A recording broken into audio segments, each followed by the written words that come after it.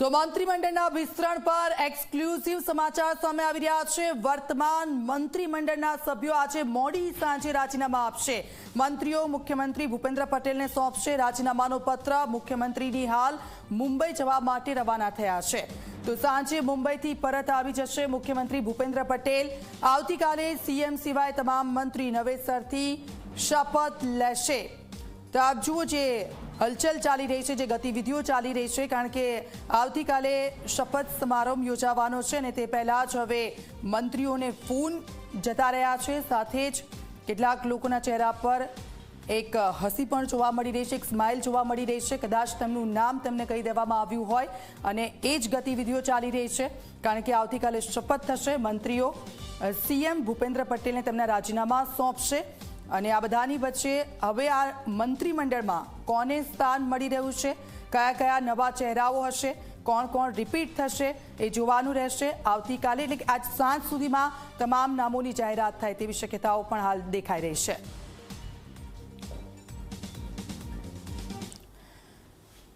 ભૂપેન્દ્ર પટેલ સરકારના મંત્રીમંડળના વિસ્તરણ પર સૌથી મોટા સમાચાર। આવતીકાલે થશે નવા મંત્રીઓની શપથવિધિ। ઝી 24 કલાકે દર્શાવેલી ખબર પર આખરે મહોર લાગી છે। ગાંધીનગરમાં મહાત્મા મંદિર ખાતે યોજાશે શપથવિધિ સમારોહ। આવતીકાલે સવારે 11:30 વાગે શપથ ગ્રહણ સમારોહ યોજાશે। આચાર્ય દેવવ્રત મંત્રીઓને શપથ ગ્રહણ કરાવશે।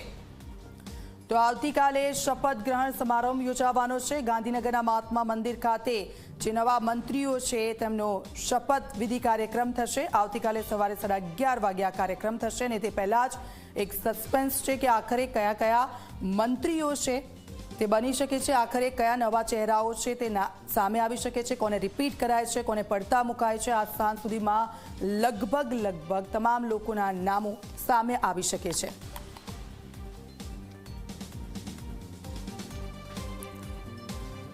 તો ઝી 24 કલાકે દર્શાવેલી ખબર પર આખરે મહોર લાગી ગઈ છે। ગાંધીનગરમાં મહાત્મા મંદિર ખાતે આ શપથ સમારંભ યોજાવાનો છે અને હવે સીધા જ જઈશું અમારા સંવાદદાતા અલગ અલગ જગ્યા પરથી અમારી સાથે જોડાઈ ગયા છે। દર્શલ અમારી સાથે જોડાયા છે ગાંધીનગરથી, સાથે સાથે રાજકોટથી જોડાયા છે ગૌરવ દવે, સુરતથી અમારી સાથે ચેતન જોડાયા છે, વડોદરાથી અમારી સાથે રવિ જોડાઈ ગયા છે। ગાંધીનગર સીધા જઈશું, શું હલચલ ચાલી રહી છે, કારણ કે ગમે ત્યારે નામોની જાહેરાત થઈ શકે છે। દર્શલ, શું ગતિવિધિઓ ગાંધીનગરમાં તમે જોઈ રહ્યા છો, કારણ કે આવતીકાલે શપથ સમારોહ છે એ પહેલા જ તમામ મંત્રીઓને ત્યાં બોલાવવામાં પણ આવ્યા છે। શું ગતિવિધિઓ ત્યાંથી તમે જોઈ રહ્યા છો?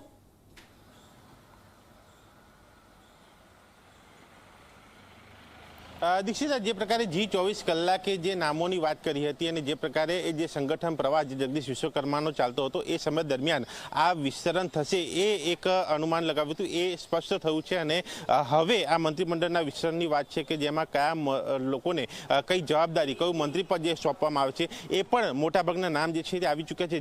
જે અહીંયા સત્તાવાર રીતે જાહેરાત થવાની બાકી છે એ જ્યારે રાજીનામા પડશે અને જ્યારે નવા જે લોકો શપથ લેશે ત્યારે એ સ્પષ્ટ થઈ છે। પરંતુ આજ સાંજ સુધીમાં આ તમામ ચિત્ર સ્પષ્ટ થાય એ શક્યતા છે, એટલા માટે કારણ કે આજ સાંજ સુધીમાં આ રાજીનામા પડશે। હાલ હું મંત્રી જે એમએલએ ક્વાર્ટર્સ છે, ગાંધીનગર એમએલએ ક્વાર્ટર્સ, ત્યાં છું અને ત્યાંનો માહોલ અહીંયા આપણે બતાવી રહ્યો છું। અહીંયા ગાડીઓની ચહલ પહલ, જે એ ધારાસભ્યોના જે નજીકના વ્યક્તિઓ હોય અથવા તો એ ધારાસભ્યો છે એ અહીંયા આવી રહ્યા છે। કેટલાક ધારાસભ્યો અહીંયા હાજર પણ જે છે, કેટલાક મકાનો બંધ છે, કેટલાક અહીંયાથી બહાર પણ જઈ રહ્યા છે। જે પ્રકારે જે નામોની શક્યતા અહીંયા વ્યક્ત કરવામાં આવી હતી એ નામોના જે ધારાસભ્યો જે છે એ હાલ આ એમએલએ ક્વાર્ટર્સ ખાતે હાજર નથી, પણ આ તમામ ધારાસભ્યોને આજે અને આવતીકાલે એ ગાંધીનગરમાં રહેવા માટે જે છે તે આદેશ કરવામાં આવ્યો છે। અને અહીંયા જોઈ શકાય છે, આ કેમેરામેન તુષારને કહીશ એ આ ગાડી બતાવશે, આ ધારાસભ્યની ગાડી આ એક અંદર ગઈ રહી છે GJ02, એ ગાડી આ જ રીતે અલગ અલગ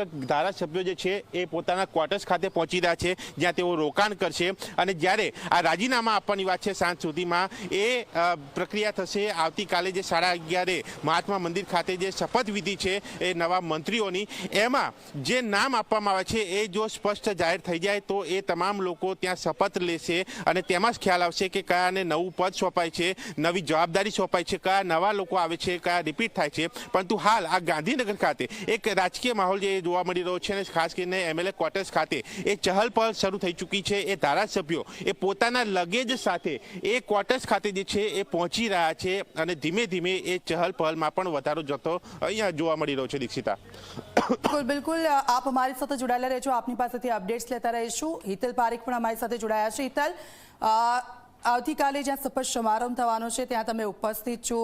કેવી ગતિવિધિઓ, કેવી તૈયારીઓ ચાલી રહી છે અને પહેલા જ વર્તુળોમાં શું ચર્ચાઓ થઈ રહી છે એ જાણીશું આપની પાસેથી.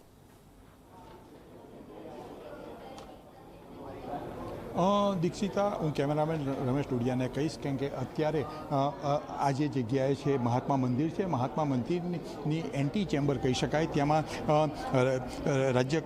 રાજ્ય સરકારના 2 મંત્રીઓ, આરોગ્ય મંત્રી ઋષિકેશ પટેલ અને ગૃહમંત્રી હર્ષ સંઘવી બંને હાજર છે. સ્વાભાવિક છે કે અત્યારે તેઓ અહીંયા જે આવતીકાલની શપથવિધિ છે એ શપથવિધિને લઈને એ લોકો સીધા અહીંયા આવ્યા છે કારણ કે જે તૈયારીઓ ચાલી રહી છે તૈયારીઓની સમીક્ષા તેઓ અત્યારે કરી રહ્યા છે. કયા પ્રકારે તૈયારીઓ કરવી, પોલીસ અધિકારીઓ પણ અહીંયા હાજર છે. તમામ લોકો અહીંયા સીધી રીતે હાજર છે. જે સુપરવિઝન અને જે સૂચનાઓ આપવાની છે, જે તૈયારીઓ માટેની એ સૂચનાઓની કામગીરી ચાલી રહી છે. એટલે કે આવતીકાલે 11:30 વાગે જે શપથવિધિ સમારંભ મહાત્મા મંદિરમાં યોજાશે એની આખરી ઓપ આપવા માટે સરકારના 2 મંત્રીઓ અત્યારે હાજર છે, જેમાં ગૃહ રાજ્ય મંત્રી હર્ષ સંઘવી અને આરોગ્ય મંત્રી ઋષિકેશ પટેલ પણ હાજર છે. સ્વાભાવિક છે કે એ લોકો અત્યારે મુલાકાત લીધી છે. કયા પ્રકારે સ્ટેજમાં કેવી રીતે હશે, પ્રોટોકોલ પ્રમાણે શું હોઈ શકે, એ તમામ વસ્તુઓની સૂચનાઓ સીધી રીતે આપશે અને એ અધિકારીઓ એનું ઇમ્પ્લિમેન્ટ કરશે. સ્વાભાવિક છે કે આજે માત્ર હવે 24 કલાક જ બાકી રહ્યા છે નવા મંત્રીમંડળને રચનાને. એટલા માટેની આ તૈયારીઓને આખરી ઓપ આપવા માટેની તૈયારીઓ ચાલી રહી છે. દીક્ષિતા, બીજો જ્યાં સુધી સવાલ છે, ધારાસભ્યોને અહીંયા પહોંચવાની સૂચના છે એ સૂચના આપી દેવામાં આવી છે.